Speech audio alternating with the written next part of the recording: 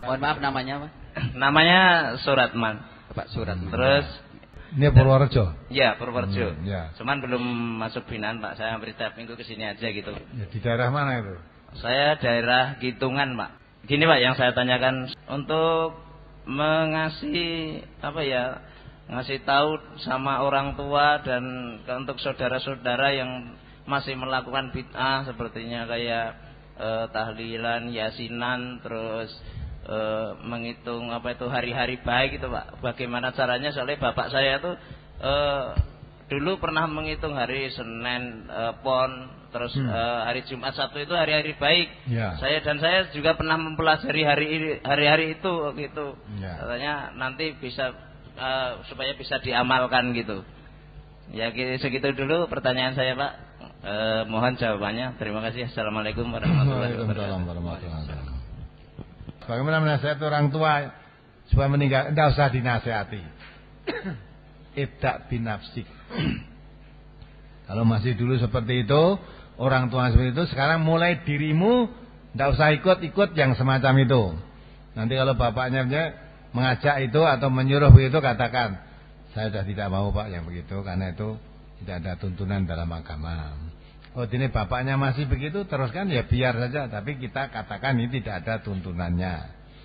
Nah, terus setelah dirinya, wa ahlikum, keluarganya ya. Ku anfusakum, jaga dirimu, wa ahlikum, dan keluarganya. Maka istrimu, anakmu diarahkan ke sana. Nanti kalau sudah melihat begitu, insya Allah nanti orang tuanya secara pelan-pelan akan mengikuti. Sebab umumnya manusia itu juga walaupun beragama itu mengikuti kebanyakan orang. Lah umumnya kene ngono kok ora gelem. Lah gitu dah.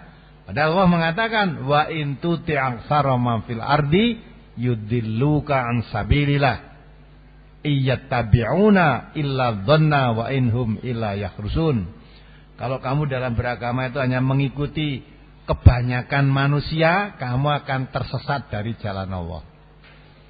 Karena kebanyakan umumnya manusia dalam cara beragama itu hanya berdasar don, kira-kira, barangkali, berprasangka gitu lah. Dan kebanyakan berbuat dosa. Oh kira-kira kalau begini ini baik.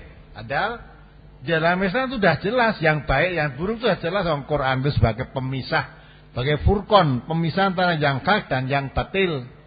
Maka yang hak jelas, yang batil jelas. Jangan kira-kira.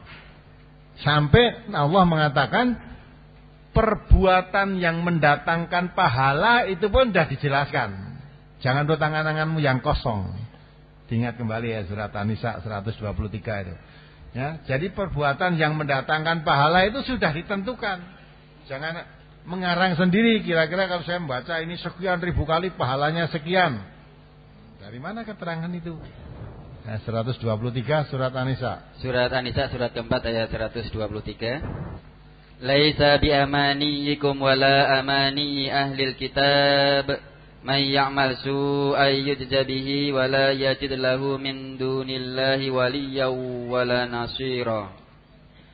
Pahala dari Allah itu bukanlah menurut angan-anganmu yang kosong dan tidak pula menurut angan-angan ahli kitab. Barang siapa yang mengerjakan kejahatan, niscaya akan diberi pembalasan dengan kejahatan itu, dan ia tidak mendapat pelindung, dan tidak pula mendapat penolong baginya selain dari Allah. Ya, jadi pahala dari Allah itu bukan menurut angan-anganmu dan menurut angan-angan ahli kitab. Mengangan-angan sendiri, oh kalau saya mengamalkan begini, kira-kira pahalanya sekian. Kalau saya berbuat begini, pahalanya sekian. Ya, dasarnya dari mana? Ya, jangan menurut angan-angan. Karena dalam agama itu sudah jelas al-halalu bayyinun wal haramu bayyinun. Yang halal jelas, yang haram jelas. Jangan, oh ini kira-kira halal, oh ini kira-kira. Tidak boleh mengira-ira. Agama itu memberikan ketegasan yang pasti. Tidak ada yang remeng-remeng dalam agama Islam itu. Semua dijelaskan. Yang halal jelas, yang haram jelas, yang benar jelas, yang batil jelas. Maka Quran itu sebagai furqon, pemisah, pembeda yang hak dan yang batil. Tidak ada yang ragu-ragu. Nah begitu ya.